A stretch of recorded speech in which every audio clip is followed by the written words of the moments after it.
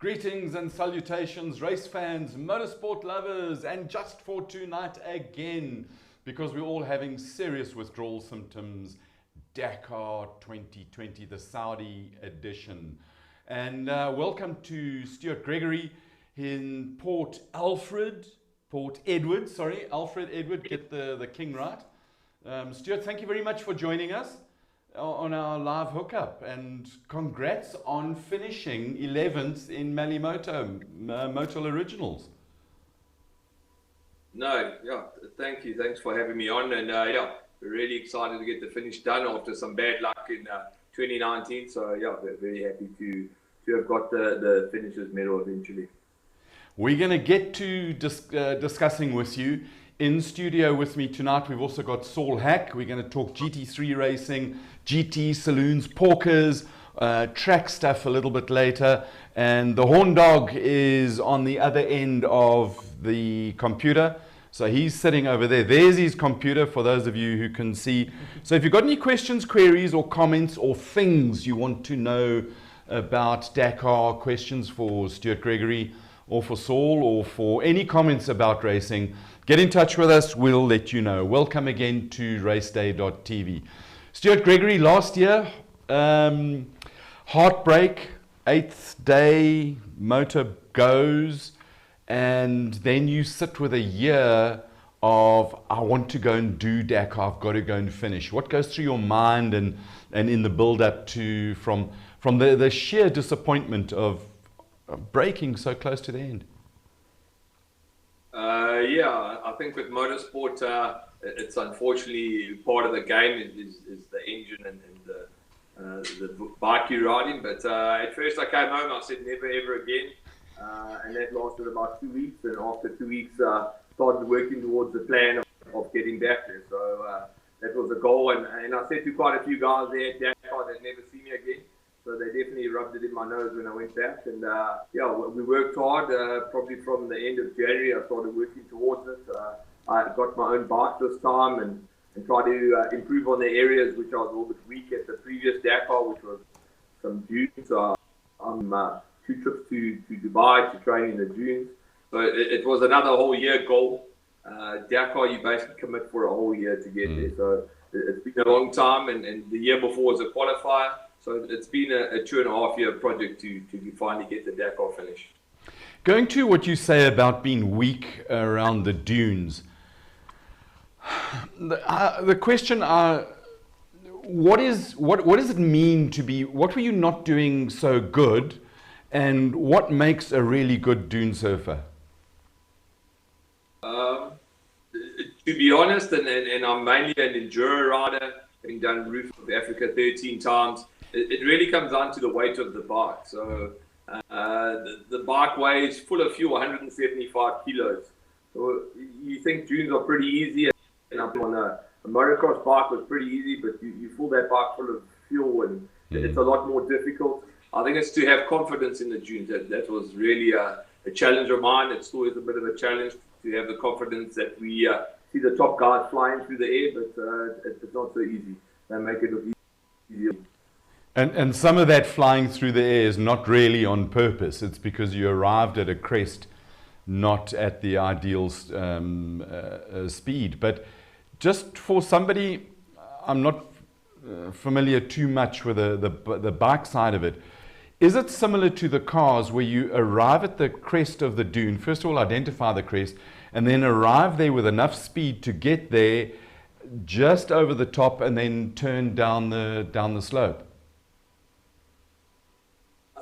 Yeah, that kind of it. I think your main goal, which I learned, was to come up at a slight angle, so near the top of the dunes, maybe more at a 45-degree angle. Yeah. The previous year I got stuck quite a few times because I was at 90 degrees, and that's how we ride enduro and technical things. You go straight up a challenge, but the dunes, at the crest, you must go at an angle, and then as you go over the top of the crest, you go back again. So if you're at 45 degrees, you turn 90 degrees and turn sharp back into where you were. But I think it's just having the confidence to go over those lips. Every now and then they surprise you and they're a bit steep on the other side, and you've come in with quite a bit of speed. So when you end up with your bike there. And this was the second year you did it as part of Motul Originals. And I think I've got unbelievable respect for you. I saw these guys in South America, the absolute suffering, particularly in the second week of the race, where there's your kit. You've got a trommel, and that's what you go racing with. I mean, why the hell does a macadamian farmer from the southern end of KwaZulu-Natal decide to go and do the world's toughest off-road event as a blooming Motul Original? What went through your head? Yeah, I think all the guys in the original class by Motul have to be a little bit nuts, so we're all a little bit mad, and being a nut farmer, it was maybe appropriate. But having always aspired to want to get to Dakar, I really wanted the challenge of the original class. It's the hardest way, and it's the way I always believe the race should be done. It's a far cry from everyone else. The pros and a lot of the other competitors, they're in camper vans at night. They've got their own showers, their own meals. We pretty much stuck out there and fix our own bikes. I get in every night, fix my own bike, air filter, tires, any damages on the bike. So it's a complete different race. But I think it makes it more rewarding at the end that you've done it the hardest way. So I'm quite excited that I finally got to finish. I think it's absolutely brilliant to finish 11th in the originals side of it. And you also slept rough in a tent. I think that did the having to work on your own bike after a long day in the saddle, did that change how you, or give you more empathy with the bike and more sympathy and treat it a little bit differently and take less risks than possibly if you could just arrive and throw it at a couple of mechanics for them to fix? Yeah, 100%, Colin. I think you race a complete different race from everyone else. I took it easy. I probably rode at about 60% of what I was capable of going. So I took it very easy. Not just fixing the bike. The bikes are super expensive for parts.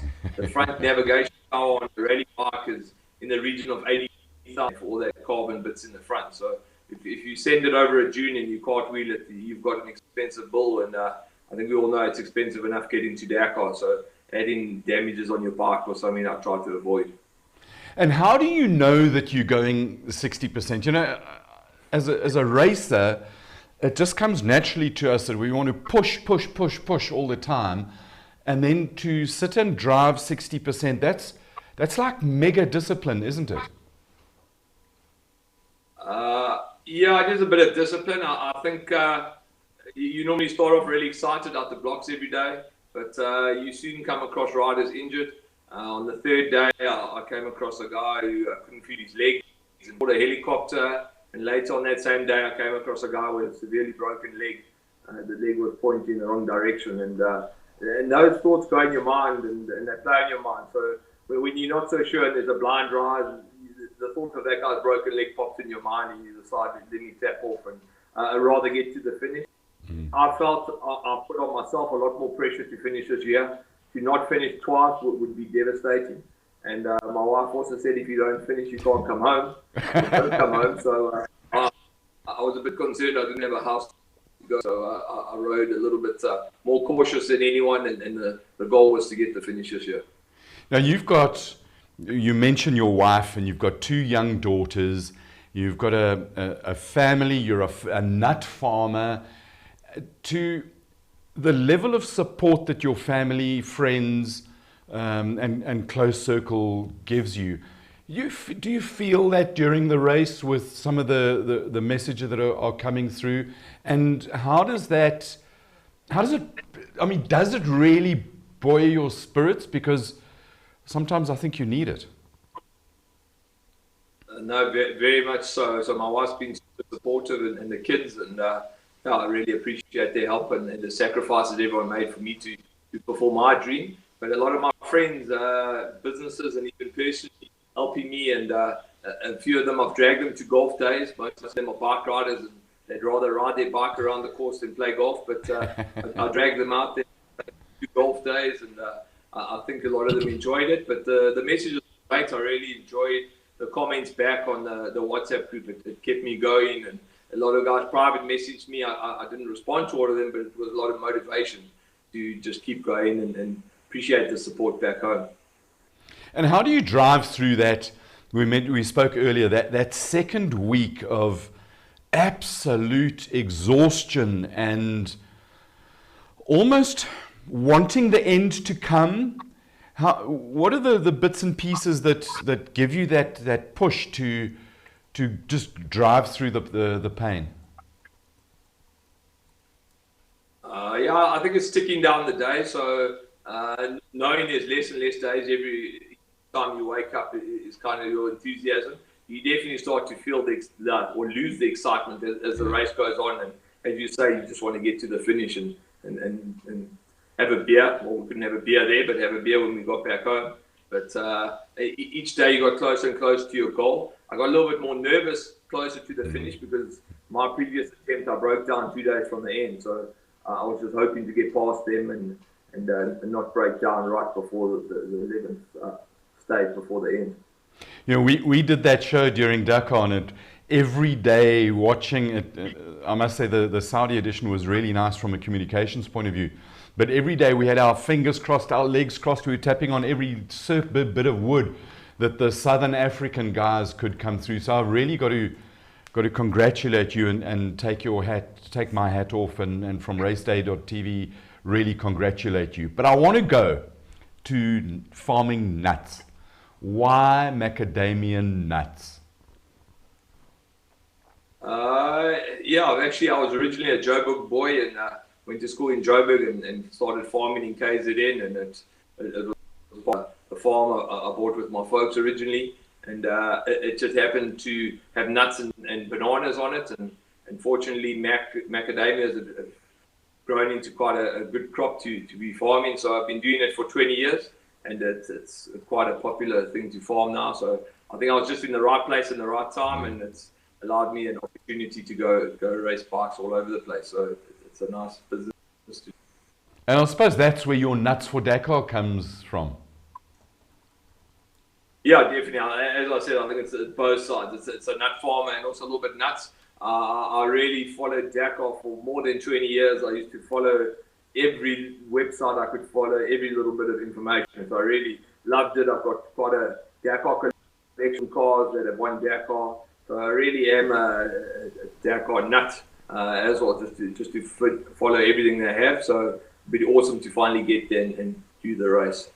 Absolutely brilliant. But Andrew is with us. Andrew, there must be some questions, comments, queries that have come through, and is anybody watching? We've got quite a few people watching, actually. Mario Landman says hi. Gary van der Spey is watching. Fritz de Jager is watching.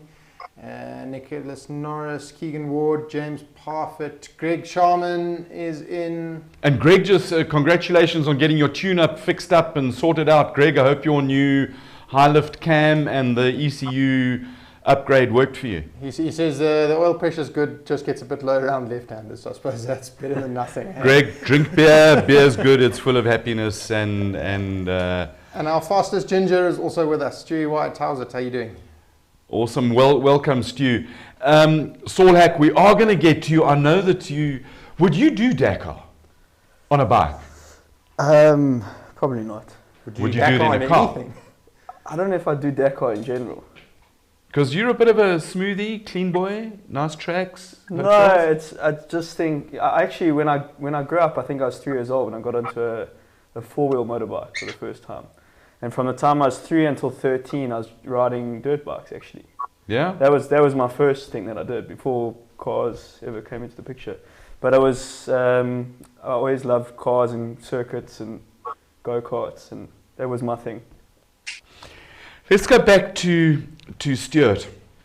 You spoke about the support and the permission. There are many things in life that we do that in order to be successful and feel free at doing them, we get permission from our governing party, our governing partner, our wives and others. So has Mrs. Gregory got you thinking hard about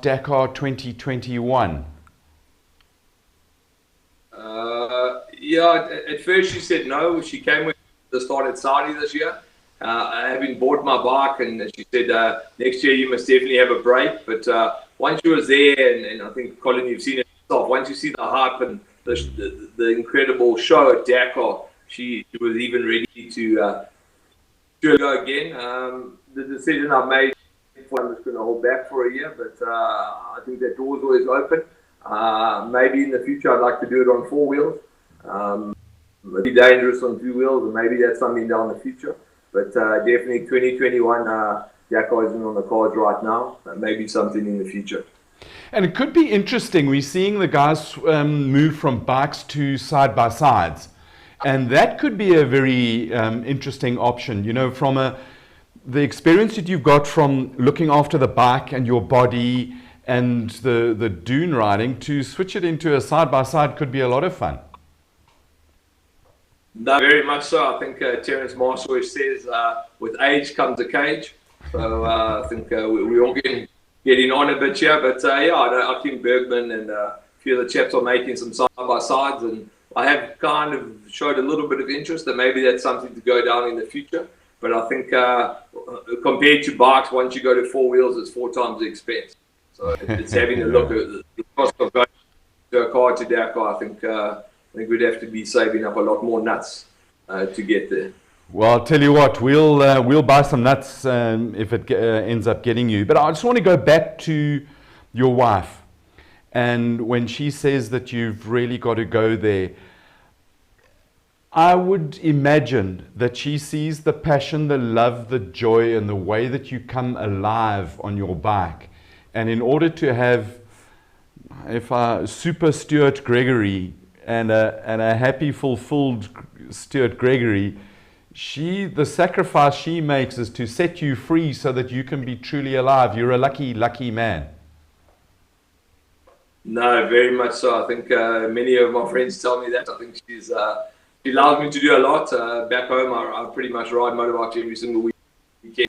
Sometimes ride in the afternoons 2-3 times a week, and she never really stops me. So yeah, she's awesome, and my kids are so supportive, and the whole family. I think everyone's been used to. I've been racing off-road bikes for 20 years now, so it's become part of it. And the kids love going to races and can't wait for the next one because we get to travel around the country and see new places. So it's a whole family show for us. It's a little bit selfish. I'm riding, but we try and include the family where we can. And my oldest daughter started to get into them. Hopefully she can join me on some races eventually. And that's going to be super interesting when you and your daughter end up going to do a race together. But Stuart, right now, this year, next couple of months, are you going to be doing some of the SA races on some of the enduro races? Yeah, I was actually raced the first KZN air scrambles a week after I got home. So that's kind of a championship I'm looking, and I'll do the regional WFOs. And the plan this year is actually to go back to Red Bull Romaniacs. I've done it twice, and there's a chap who owes me a bike. I lent him a bike for Roof of Africa from the Czech Republic, and he owes me a bike in favour, so it'd be a little bit easier getting there, and that's maybe a goal this year is to go back to Romaniacs and just have some fun. And this year's a little bit more about fun and not the pressure of Dakar. And there's the second part of the name is Maniacs. Yeah, Romaniacs, yeah, it's a completely different time, but yeah, I would say compare one day at Romaniacs versus one day at Dakar, and it's way harder. Physically, Romaniacs is twice as many calories you'd burn in a day, but it's 2 different things. Ironically, is the organizer Martin from Romania was doing Dakar as well. He was in the Malay Motor class, or the original class, with me. And yeah, we spent quite a bit of time chatting because we were the enduro boys there amongst maybe a little bit more of the speed and the desert specialists. So we did chat quite a bit. Awesome. Stuart Gregory, I just want to say thank you very much. We're in a bit of a time crunch. I could sit and chat racing and stuff with you for a long time. Thank you very much for taking time out of making the nuts bigger and better and tastier and joining us on the hookup. And all the very, very best for the coming year. And once again, congratulations on Dakar. One hell of an achievement. Colin, thank you so much. And I'd like to just thank a lot of my sponsors that helped me get there. Motul, without them, I couldn't have got there. Fox, the chaps from Holland, Nuts 2, Thomas Agricare, Landini Tractors, Brian, and I think all family and friends and people I might have forgotten. Thank you, everyone, for the commitment over 2 years and helping me achieve my goal. I really appreciate it. And I think what it's all about is one of these, which is a finisher's medal at Dakar, and not many people get to own one of these, and this is a dream come true. Well, I'm glad you've just said it, your dream come true. And thank you from Raceday.tv to all the people who helped Stuart morally, financially, and with all your support. Stuart Gregory, thank you very much. Have a great evening. Look after your family, your daughters, and we'll talk again. Cheers. Thank you. Unbelievable that a guy, you could go and you go and do the bloody 5,000 kilometers of racing, living out of a trommel, fix your own bike, proper. That's crazy. Eh? I've got so Like doing much your own respect. pit stop at the 9 hour. No, Hop out and it's quickly hectic. run around and change the tires. And then go and carry on, Yeah. drive the whole frickin' 9 hours. Yeah. I mean, there were crazy. days that I think his longest day in the saddle was it was long. It was more than 12 hours. That's unreal. 12 hours on your bum and your feet. No thanks. But And those bikes are heavy. It's hard work. 170 time you- kilograms. That's Yeah, every time you That's fall over in the even- dunes, you got to and you gotta scrum pick the it thing up. up. Yeah, no, not that's, so much fun. that's hard work. Right, shall we get on to, remember, if you've got questions, queries, comments, Andrew, the horn dog, is your man. Send them in to him. We're going to talk to Saul Hack very quickly. But before we get to you, and I know it's pretty boring sitting here listening to us talk cuck and all I that, enjoy but listening. it's racing. It's part of it. There are a couple of things that have happened, so we try and talk about what happened. Passion for Speed, you had something to do. I went to the Passion of Speed last weekend, was in Cape Town, that place with a half a mountain where the grumpy people live, and the week before was at Swartkorps, and I went to the one at Swartkorps. And we got a picture, there were some cars. There were some proper cars. Henk, that picture of the red car with the engine, all of those, you know that red old car? Maserati Birdcage. Yeah. This is a car that Juan Manuel Fangio, Yeah. 1950 whatever. I am told that thing is worth 70. Look at that brass tank. Can you imagine? Hand beaten. Can you imagine Mario? Hey, don't worry. Give me a pasta and a vino and I smash this thing. And it's beautiful. There's a picture. There's the cockpit. The prop shaft comes down between your bum cheeks, and there's two pedals on the right. There should be a picture of the inside there. There you go. You've got clutch on the left and brake and thing on the right. These Oaks, 70 bar, and that was raced amongst many cars, raced with huge enthusiasm. You don't get that kind of stuff. I was told that on that car, he went to his engineers or his mechanics and he said for every kilo you save, you get a box of champagne. A box. And I remember, and part of the story was they managed to find an extra 8 kilos after they already got to a certain weight, which they said was impossible to get more.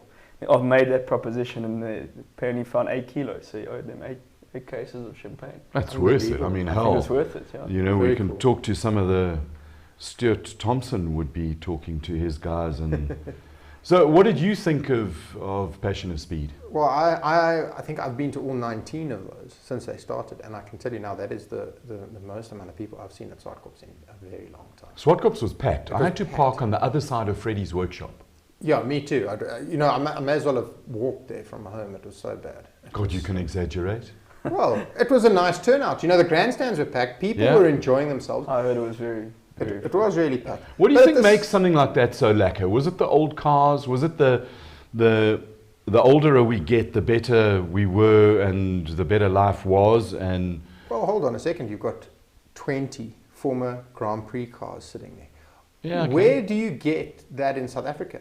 Well, How you many- don't. You don't. You get it at Goodwood. You get it at Goodwood, Yeah. and you're not paying 200 Rand to go and watch it Goodwood. You're paying 1,500 Rand to go and watch it Goodwood. So to see 20 of those cars being raced in anger by some of the top historic drivers in the world is What nice. was we had the reigning historic Grand Prix world champion out here. Hell of a nice oak. Nuttall. Nuttall. Nuttall is his name. Yeah. Stuart Gregory might know. I mean, there's some fantastic names in racing. There are some Hey? pretty cool names. Yeah. Andrew Other is also, I mean, geez, that oak races every frickin' weekend. At least he know. enters. The other thing that happened was, there was a crash fest at in NASCAR, but we won't talk about that because the real NASCAR starts this weekend, Daytona. My man Kevin Harvick, hopefully Bush Beer will bring him home. And then your sources, our sources, we get told many things by many people, and sometimes it's bloody difficult to keep our mouths shut. And last week we had to keep our mouths shut about Jonathan Aberdeen signing for BMW in DTM. And he's not the only guy. I mean, he comes from Audi, did seriously well last year, showed his teammates up a little bit. But they also signed BMW, Maurizio, a great German, Lestuita, who was there. He came from WRT, Audi team, and he's been signed by BMW to overlook their track operations. BMW came away, and you'll know from your discussions with the Germans, BMW came away from DTM bruised, battered, embarrassed, and slugging like hell. And I'm told that there's been truckloads of euros thrown at the program. They brought in all the top racing brains that they can. And the word from right up top of BMW is, we shall win, yeah. They So had they one of will the win. youngest driver lineups in Yep. the DTM series ever. Yeah, so I mean- that's good. In my view, the leader, I'm backing Sheldon van der Linde properly this year. Last year was his pay the school fees and bow down to the foster drivers. He had to eat a lot of stuff in You put it on terms of pole last year. exactly. Your first year, that's Your first year, impressive. that's- So And na- those and, are hard cars to drive. yeah. and he also Jenson Button called him the dirtiest driver in the world. I was so happy he beat him, right? Yeah, he yeah. did beat him, Hey, that's a feather in your cap. I'm just making, No, I think it's brilliant. Little Danefern kid. yeah. Goes in there and happy birthday to Sheldon and Kelvin's mom and Sean's wife. Bernie, congratulations, you made it through. She must have, between the two of them, they've got to have the most speed genes. I suppose Pepper. Pepper's up there. She must have the highest blood pressure of any racing mother in the world, I reckon. Yeah, but she's cool and I think the mothers will get together and disagree. You I don't want to put them in the be. same- You don't want to Yeah. get involved. No. So DTM starts 25, 26 April at Zolder, and they go all over the place. And at the same time as DTM is you've got W Series, and we were just talking about Pepper. And I've just gone completely blank. Young Pepper in the W Series. I'm sorry. Oh, Tasman. Tasman, I'm sorry. I'm sorry. I've got Alzheimer's. It's and that's going to be W Series we're really looking forward to. We'll talk about some other new things. Let's talk to Saul about... One quick thing. Our guest from last week, Ian Sylvestron. Yes. G'day, mate. Yeah, no, he's going Goeienaand Bliksems. That's his car. Hey, His go back to Afrikaans- drive that bloody Messi Ferguson on the farm. You Yeah, corner. he learned some bad language and some Afrikaans and Yeah? Cheeky Yeah. Aussie. And Welcome, it Ian. sounds like he's in Plet. He says, when's the South African Formula One Grand Prix coming to Plet? It's Moerse Lekker Daar. So there we go. It's not going to Plet. It'll be at Kyalami, and in my money says 2022, possibly 21, but I doubt it. Hey, we've got somebody with a bit of insight here. What do you know? Who's paying for it? Oh, them. Who's them? Them. The people with money. I'd The be very powers interested that to see be. that. No. That's my guess. I've guessed. I got into poo with the lady when we said that the 9 hour was coming. I Okay. called it the Blancpain race, Yeah. and then I called the WEC race. For when? 22 February or 20 Okay. something February this year. Yeah. I called it before the 9 hour, Yeah. and now I'm calling the Grand Prix. I have to. I'm on a I'll roll. be very excited if it is. It'll be unbelievable. I think that place will be packed. I'm just But interested to see who's going to pay for it. yeah.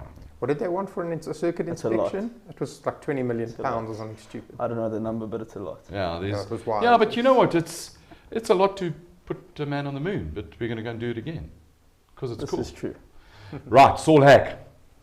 You had a great 9 hour. We spoke to you after the 9 hour, and we asked you to come back. You've spent a couple of weekends racing in Middle East. Yeah. You've gone back to the Porsche Cup. Yeah. And when we spoke after the 9 hour, you hoped that your GT3 knowledge and the stuff that you learned, the tricks that you learned there, you'd be able to translate. Yeah. And looking at the lap times, it did, eh? Yes and no. It actually sent me backwards in the Cup car because now, it had no ABS. it's got no aero, it's got no ABS, and it's got no traction control. Yeah. So, and in terms of the ABS, it sent me backwards because I would stamp on the brake and I would be putting like 90 bar at first. And the Cup car really, it only needs about 60, 70 bar before it locks.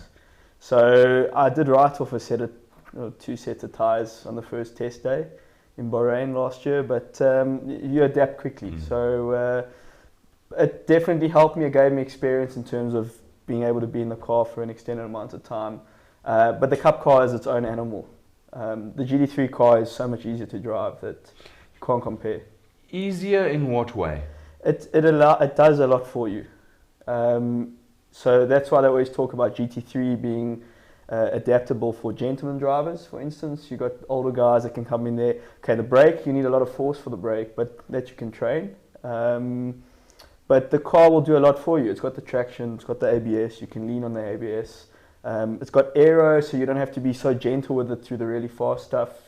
Most corners in the GT3 car is flat, where in a Cup car it's always, you got to feather it, and not even that, you also just, fast corners, the Cup car doesn't want to turn in. And it's got a lot of rake on the car, and then, so there's a whole bunch of different things that come into play when you're driving the Cup car. Andre Bezuidenhout went over to run some races as well, and I don't want you to talk for him, but I think the concept of, and we will get Advocate on the show again. Yeah, you see, there you go, lock those brakes up. Well, that was the third race of Dubai weekend, and I started P2, and I ended up taking P1, but the guy that was behind me had the big smoke behind him, and I had a little lockup because I saw him coming at quite a speed, so I started to move over. So that was the only reason I locked. But that was not a fun moment to we have a volume of drivers. I was going to say excuses, but I'm going to say reasons and stories. Yeah. It's probably up to about 18,400 pages at the moment. I could add on a few pages. I'm sure you could. But the concept of going to Middle East and running with a pro team, you run with Lechner. Yeah. What do you think South African drivers could learn from doing that? What do they learn? Well, for starters, Lechner makes it a very approachable program for someone in a development stage of their career, right? So you go there, Lechner is running the whole series under one roof, and he's now, obviously, he'd allow some other teams to come in and run their team within his program. Yeah. So, for instance, in the Middle East now, he's got the one Dutch team that have just formed with Dutch backing and sponsors, and they've been running in the Middle East, and they're using their engineer and their mechanics and everything just to run it and get their operations set up and prepare so that they can go back and do the Super Cup and Benelux Championship. So I suppose the whole team can learn in that environment. Yeah. So it's not only just drivers going to learn, it's teams that are going to learn. And because it's under Lechner, first of all, they create this level playing field. It's cup racing. So what they do is they follow the Porsche Super Cup format. Yeah. To an extent. Obviously, the only weekend that really simulates a Formula One weekend, a Super Cup weekend, is the Bahrain Formula One Grand Prix weekend, where you become the support race as part of the Middle Eastern African Championship. It's actually just the Middle East Championship. And that then prepares you directly for a Super Cup round. because a Super Cup round is just hectic. It's an hour and a half in total of driving. You wait around for 4 or 5 days doing nothing, and each day on the Friday, Saturday and Sunday you're doing maximum 45 minutes in practice, and then the qualifying and the race is 30 minutes each. So you don't get a lot of driving. That's why the Middle East creates this platform where you go there, you've got 2 full test days, you're talking 4 hours of testing each day, and then you go and you do 3 races on the weekend plus 2 qualifyings. You know, interesting you say that, limited driving time. The South African Endurance Series is probably the most driving time you're ever going to get in the world. Yeah. Where effectively you've run it, you've finished. We did like 900 racing laps, never mind testing. In one weekend. No, that was our season, 900 racing okay, laps. 900 racing laps. In But 5 you start rounds from, though. You start from early on a Friday till late on Friday and then I didn't even do all the sessions. I mean, there were just too many. It was, there was a point where you were just going to wear your car out. You weren't actually going to. Tires. I mean, I don't know how they do. Is there a restriction on tires? No restriction. the on only tires. restriction is your budget. Yeah. But at the same time, so you do 6 hours of practice on Friday and you make half an hour into your 4-hour race. Yeah. What's the point? Yeah. How much setup can you change? I mean, you can reinvent Well, the the car, only thing but you can work on is working on your on yourself. stint time, I guess. Yeah, exactly. But So this sort of leads neatly into, you've got a Porker lurking in a garage. That's useless. Come and race it in the Endurance Series. yeah, We can talk about it.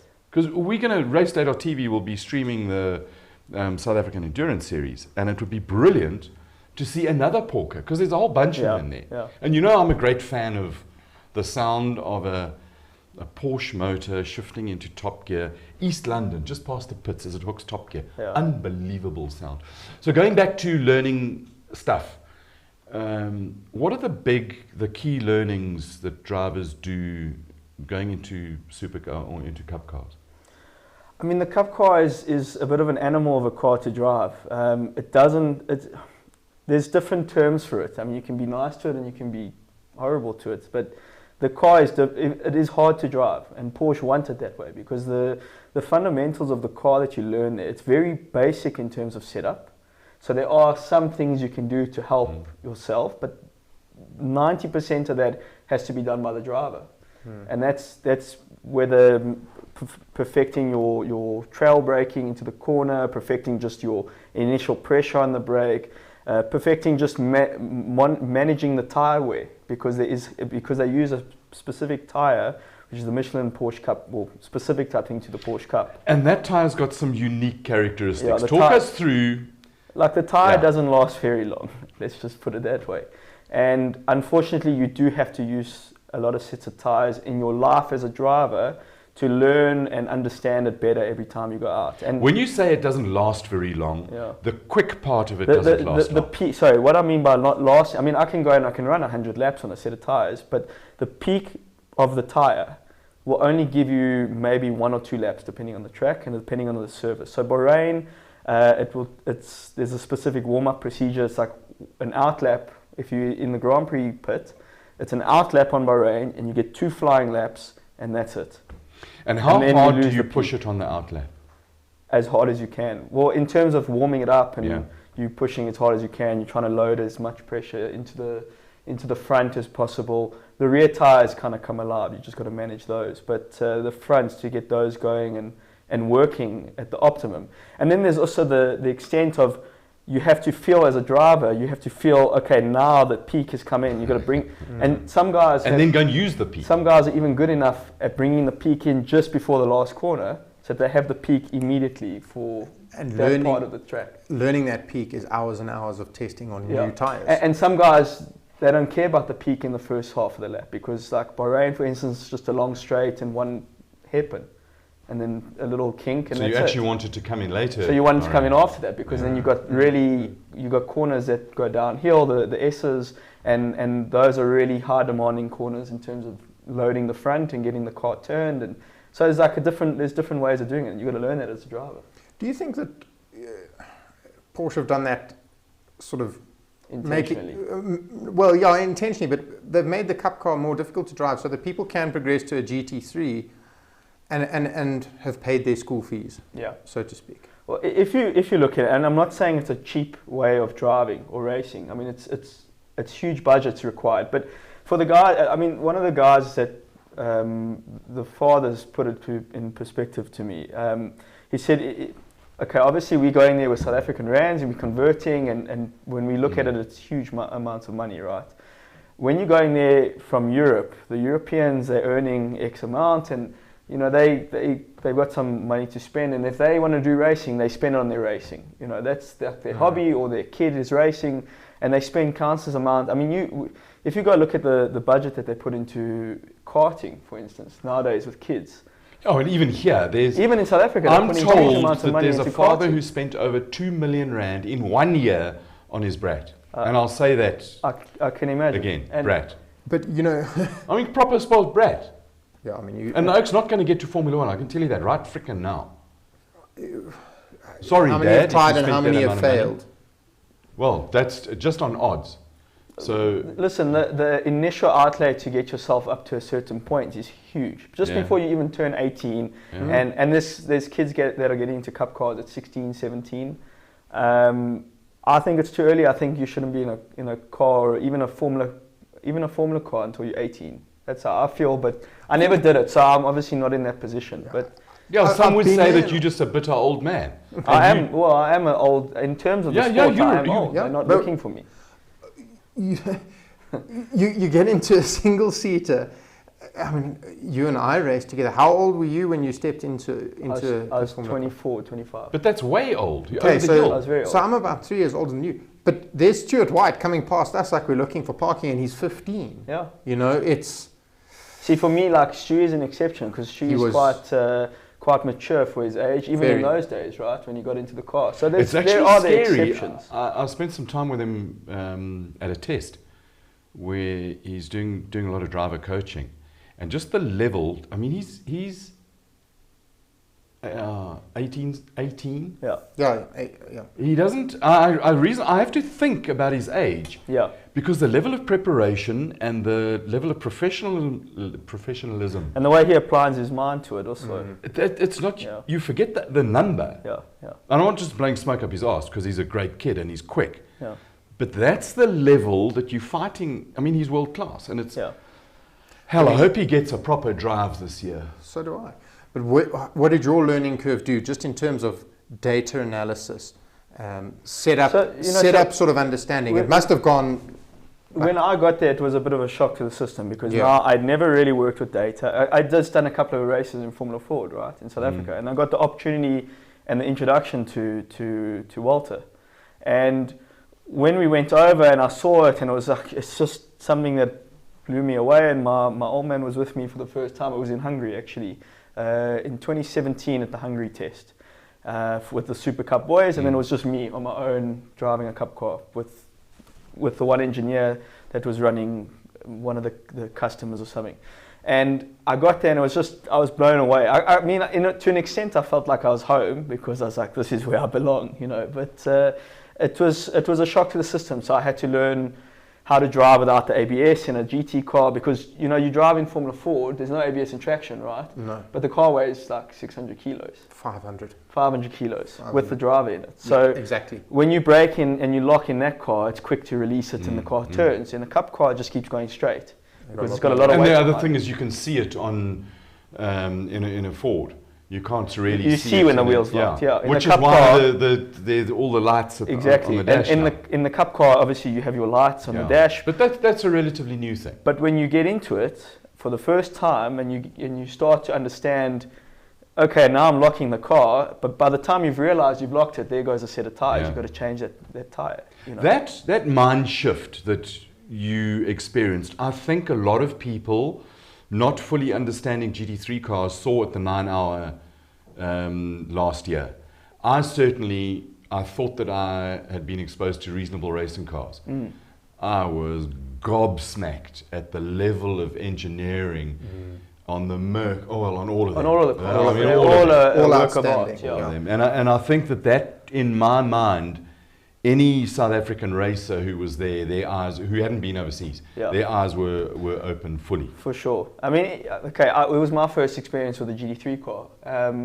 and GT3 racing and the Intercontinental in hindsight. It's the worst one to do as a bloody if we actually knew the extent of the Intercontinental and the level that was there, because there was not one team that was a private team. It was all factory-backed teams, and they were all factory teams that were still running even the silver cars and the AM cars and the Pro-Am cars. They were all still factory teams. And then Lechner came, and we were basically a privateer team, because Lechner, it was the first time that we had put the team together with Walter, and we had made all the discussions, and we put the team together on. It was about a year out that we did the project, but a year to organize everything and parts and spares and the people and everything. No, it's a year crazy. Is not enough time. You say and all the not cars a are novice factory. Porsche team either. You know, a team that knows their Porsches. Listen, the team in terms of the mechanics and the engineer, amazing, because they have all worked on the GT3 cars, and the level that you saw at Kyalami that they put out there is the exact same way that they work when you go to Super Cup. It's the exact same way they work when you go to the Middle East. So the level in terms of the mechanics and everything is just, it's there. They're among the best in the world. But in terms of putting in, you're talking organisation, it's more from the back end side that I'm talking. To put it all together, it was stressful. You got questions, Andrew? Are you watching? We on the YouTube thingy as well as Facebook. Yep. Greg Sharman says, if you do the SAS series, paint your Porsche pink. I mean, it has to be pink. For your pink pink pig livery, exactly. And then he says, Stewie White should look at European Le Mans in an LMP3 team. Yeah, but that's still... It's still silly Euro money. big budgets, Silly money. Gary Formato has joined us. Hey, Kerry, how's it? Hey, we got so some talking stuff about coming for you. endurance, but we're going to talk about GDC just now, because there's some interesting stuff with GDC. And again, I'm not sucking up. I freaking love racing. That's all. And we were having this discussion about... You're not a fan of GDC. No. You're allowed to be honest. Why not? No. I understand that it's big money, and I understand a lot of people have put a lot on the line to make it happen, and I think that's awesome. But it's not growing. It's not capturing people. Yes, I know. Yes, that's coming. I disagree with you. It's taken a long time. It's been a long, slow sort of birth. That cock about GDC being too much money is just that. There are guys who are spending more money on building cars to go and run in BMW Club race. What's it? The BMW Club, the races they have, than it costs to buy a brand new GDC car. Boom, there you have it. So I don't believe, I think it is that we're in the beginning, we all thought we were going to see many Aussie touring cars come and run here, and then, but it wasn't. No. But there's good news and there's better news, and we've got a picture. There are 5 new chassis under construction now. Henk, did I send you that last picture of the GTC car? And this thing, he said he's going to find it. I don't recall if I did send it. So, yeah, show us that picture. There are 5 cars under construction at the moment. Yep. I was in a workshop, and there's a whole lot of Japanese parts, body parts, arrived. Just while we at it, the calendar has changed. So yeah, show us that picture of the chassis. This is, I think there's one of them has already gone to its customer, and there's another 4 of the chassis. For those of you who know the workshop and know what a racing car looks like, they chrome moly. The workmanship is, I mean, they're proper. Well, we're allowed to name who's building them. It's Stewie White. It's Stewie Thompson at WCT. Yeah. So and they do a fantastic job. Absolutely. So earlier this week, yesterday, they made the announcement of the change of the first round of the races, changed from March, and it will now be 17, 18 April, in order to get all the new cars built. So there are 5 new cars in Class A, or the top end of the GDC thing, and then there's all the Super Polos that are being built to run in the second tier, and that's going to be a tremendous little... That's exciting. That's basically a TCR car, isn't it? Similar sort of idea. I think it's a TCR car in spirit. Sequential gearbox, yes. Wing, looks lacquer, goes like stink. That's called a racing car, right? Goes like stink, must be. Yeah, flames out the back, So turbo, good or a bad thing? difficult to drive. No, it's good. Okay. Go like stink. Yeah. Okay. Yeah. I was going to say go like, but you're not allowed to, apparently you're not allowed to say that. Look, we've got a comment in. Dion Fenter says, I'm also not a GTC fan. Yeah, it's Look, okay. Dion, there are people putting I'm not a Formula V fan. Oh, fair enough. Fair enough. But there are people putting blood, sweat and tears into it. And while people are putting blood, sweat and tears into motorsport, that's a good thing. It's when Whatever they stop it putting is, blood... whether it's 111 saloons, Exactly. Castrol Clubmans, Formula Ford, GTC. whatever it is. As The long as thing people are is- putting in blood, sweat and tears and passion, yeah. and passion, there's a chance. And the other thing is that, do yourself a look, those cars are not easy to drive, I'm told. And they're not easy to engineer, Some say. some say. Some say. Well, we can see it. It took some people a long time to get them to go fast. They're difficult cars. Yeah. And just what you were saying now about the cup cars, you want at the top of, if you say that those are the top things, you want something that's almost unobtainable, that is difficult and wow. It's about the driver, right? It's a driver series. Driver and engineer, you've got to work together. Yeah, but it's school fees as well. You know, if you've got a single make series, the cream's always going to rise to the top, right? Yes. That's the theory. I agree with you. It's the best way forward. My only reservation is how much engineering is involved to get the cars to be quick. Because I know this is my experience. So from my experience, you have cup racing, one make series, very minimal adjustments you can do to the roll bars, to the ride height, to the camber, the toe, and then the rear wing. You've got 8 settings, and setting 1 and setting 8 we've tested makes no difference. So what aspect of it is engineering focus, and what aspect of it is driver focus? Because obviously you're going to have a couple of drivers that are in there that are probably capable. Look, most of I don't know much about the series. it's not completely free engineering. So there's set gear ratios, set springs, there's minimal, there's stuff on the dampers are sealed, motors are all on a par. So there is it's the fine tuning. Just like you were talking about a GT3 car. And no, there's almost like an infinite amount of changes. Yeah, but gentlemen drivers, from a driving point of view, gentleman driver will get within a second. Yeah, if they're good. Yeah, a good one. Yeah. It's that last second, the Nick Yeah. Tandys, It's also the racecraft.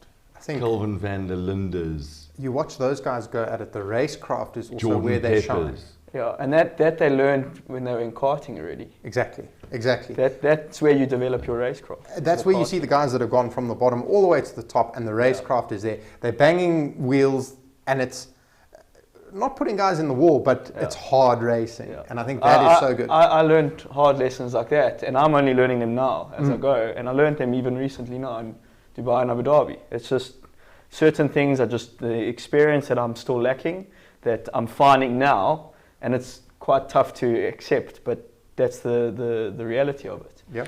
Okay, so just going on to the GDC thing, so I think it's going to be good. I hope so.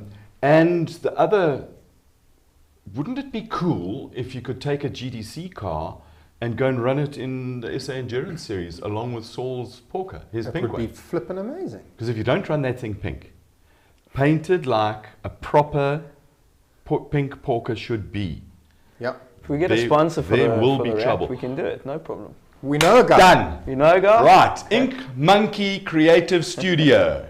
No. Go and I'll send you the pictures. We have a job. We've got the sponsor for you. Okay. They will the Let's Ink put it Monkey together. will wrap your car as a pink Porker. We Done. can do that. I love it, Ink. They do great work. Are you smiling there? Just send the guys a message, guys. Okay. Okay, so just a quick one. We've got Andre Lebrand joining us, and he says, when you guys talk about drifting, I love your program. talk about Drifting. drifting. Any thoughts? Anybody? Don't know much about drifting, I I'll be honest. I actually watched a clip of one of the drift tracks, and the guy entered the corner in a drift at about 180 k's an hour. I thought, no, I can't do that. Oh, okay, but hold on. Those things are actually proper. They're wild. No, it's mad. I wild. couldn't believe what I was seeing. The Truck slow times of- stuff, I'm like, yeah, that's fine. But when you go into it, no, they've got proper steering angles, super fast, You go and watch a proper Japanese show. I'm But it's like a rally car. A friend of mine was talking to me earlier today about being a passenger with Mark Grenier in S2000 Fiesta, and he said they were approaching like a 90 right at 160 k's an hour, and he thought, well, I hope my will's up to date because I'm not coming out the other side. And at that point, you realize you just sit there actually. Pulls the handbrake and off he goes. Your life is in their hands. I think I can get to drifting to watch it maybe once every 6 months. We've got a cool drifting driver online. Stevie Morris from Palmer Sports in the UK. He raced here for many years, drinks lots of beer. Good man. Hello, Stevie. But he also, doesn't he drive Formula Fords? He did. His father's a proper legend of the sport. Absolute legend, yeah. So, I mean, Stevie was great. But Mr. Morris, Senior. Rick is a legend. Proper legend. He must come back. Well, we must get him on the show. Well, you hook that up. You've got a job to do. Yes, dear. Right, so now we've sorted out, we've got another 2 cars into the SA Endurance Series, and probably a third. There's stuff coming. No, we talk to people. We love racing. Having a car parked in the garage does what? No, nothing. Absolutely nothing. So while you're sitting here running the world's largest distribution business of alcohol in the country. No, that's not true. Well, okay, second largest. It's hearsay.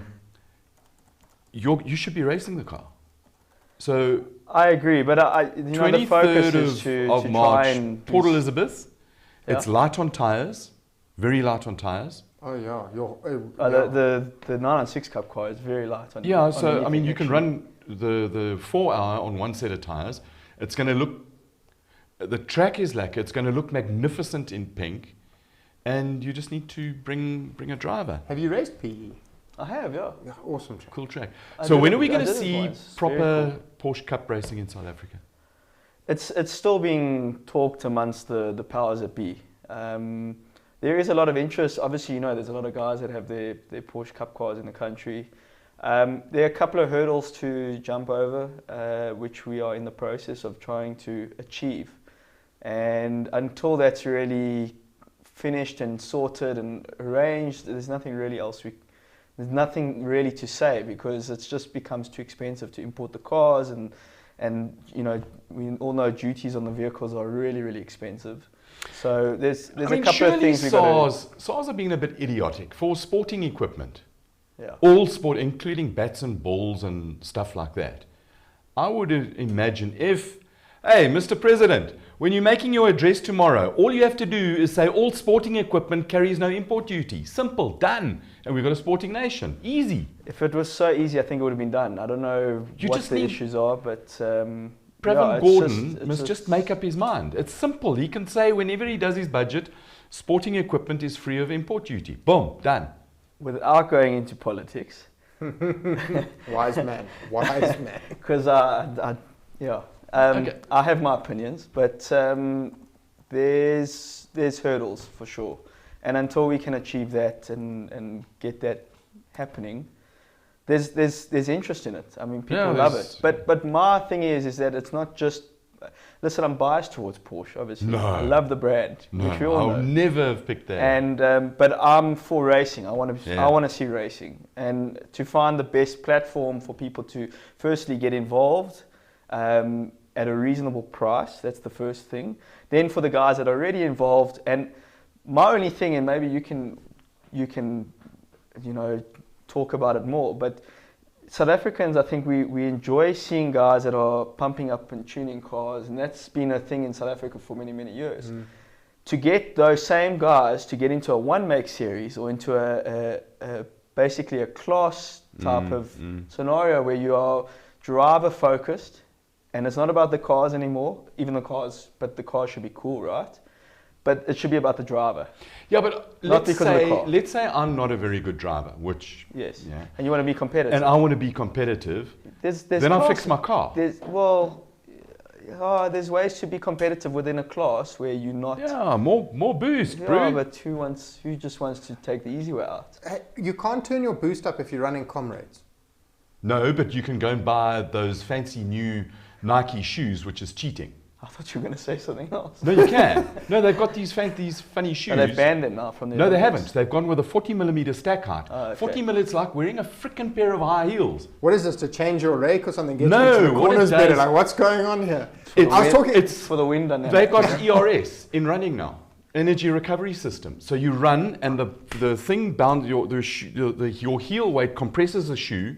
It's got a very stiff carbon plate in it, and as you move forward, it recovers the energy and springs you forward. It's a load of bullshit. And here I try Running to liken it has to not the never been the simplest same. sport where you just put a pair of shoes on and off you go. No, you Wow, gotta you buy the I used to tackies. think swimming was simple. It's Oh, not so no. simple anymore. But at least how do in you- swimming they had the balls to ban those fancy costumes, and they went back to normal stuff. But at Those the costumes same, are cool though. Yeah, they were. Yeah. I mean, my daughter did 200 meter flying. Oh God, they were brilliant. at Yeah. the same time though, a costume is going to give you Little bits of little pain. tiny bits. Yeah. If you are 3 seconds off pace swimming, what do? You train harder. You Fix your eating. fix you your know, eating. The It's usual. he does know a little bit about swimming Yeah, I know. because he was a fish. I know. But so what? You slow in your Porsche. What? You walk away after the first day? Come on. Well, Yeah, You don't listen, spend more just time hold in on a it. You minute. do more laps. Those tacky shoes, Ross Tucker has done a truckload of work on those fancy tackies, and they give around about 2% improvement in time.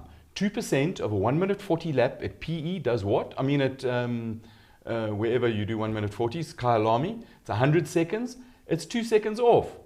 China, it's a truckload. Just for a tacky shoe that's a little bit higher with some shit. Guys, we're talking shit. Okay, right. Moving along. So we've got great news about endurance series. The next, looking forward. We love looking forward. Dullstruan, 28, 29 February. I'm giving up beer on the 30th and 31st of February. South African cross country series, but we'll talk about that next week. Yeah. Because we have got a week. What else did we want to talk about this week? The other bit of news that we did omit last week, because we had a very busy show last week, was that the InvestChem Formula 1600 Championship has come out with some cool prizes. Check there we it go. 250 Grondellas. They did this last year, but now you've got a GTC test, and the prize money goes all the way down to 6th place in the championship, which I think is a great incentive to get people involved. Oh, it's brilliant. And those cars are not, I mean, he has 2 ex-Formula 4 drivers. If you want to be a Formula 1 driver, you had to go through Formula 1600 and the Formula Fords, years gone by. You had to go through the whole thing. Yeah.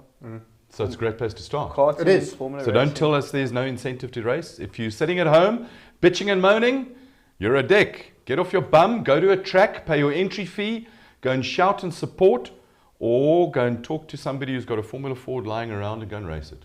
Even better, even if you aren't interested in racing, get down there with your kids. Let them watch some Take a racing. kid- That's the Support coolest thing. the bar, support the food truck, do whatever you have to do. Take But a get down kid there. to racing. No matter how, just go and find a kid. Hijack a, oh shit, you can't say that. But go find a kid. We all know somebody with a kid. And take a kid to a racetrack and go and introduce them to drivers. Any last thoughts? Nothing from our side. We good? Thank you. Oh, so if you're saying we are good, that includes our 3 million readers, Yes. watchers, lookers. Yes.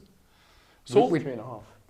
Yeah. Minimal flack from the GTC conversation, so I suppose it's gone well. And we love it that the drifting people Yes, he have wants- joined us. Here's a thought. He wants to come on. Why don't, what, do they want to come and talk to us? He said, we'll come on your show and enlighten you. Andre, Brilliant. Thank you very Brilliant. much. Can we also tell us when the drifting where the Oaks drift? Because the Oaks do drifting in 4 ways as well, but Yeah, but Will then they they go go to to Fart the Club? then they go to the Life for Ways Hospital because the PM no, is they now go missing to its a wheels. fart club, and that's why there are no speed bumps in 4 ways, because there would be murder of a traffic jams because a Golf, when it's low to that ground, bro, they can't go over it. So we'd love to learn more about drifting. I think it's really cool. If it's got petrol, tires, what are our 3 things? If it's got I can't could say add that. some, but apparently it's You not can't say allowed. the other one. It's a if it's family got show. stuff, if it, you know, the Oaks are talking in my ear. They want me to say a bad word. They want, and I'm not going to do it. Wait, here's a good one for you, Colin. You'll enjoy this. I'm not. Andre, on your comments about 4 ways, he says that's called clip drifting. I promise. Oh, 4 ways. I love 4 ways. Best bloody place in the world.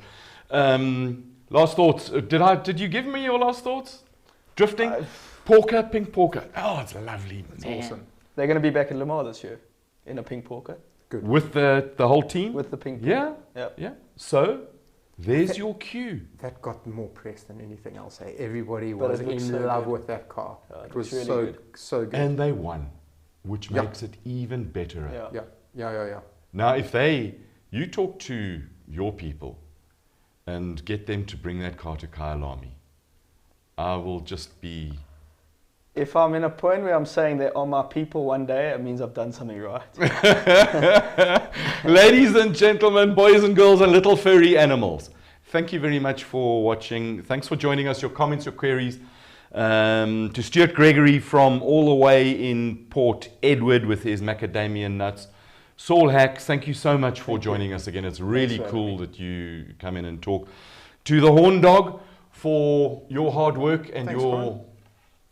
your contribution. You did good, boy. You can come back next week. Thanks, Colin. I'm looking Okay? forward to it. But you're still on probation. That's all right. You did all right yourself there, and you helped Henry build the studio before we came in. So 10 points there. And to my happiest producer in the entire world, Henk. Thank you. Yeah, you did come first. He's telling me, okay, I've got one chance. You've got one life. Live it. Have fun. Be fast. Cheers.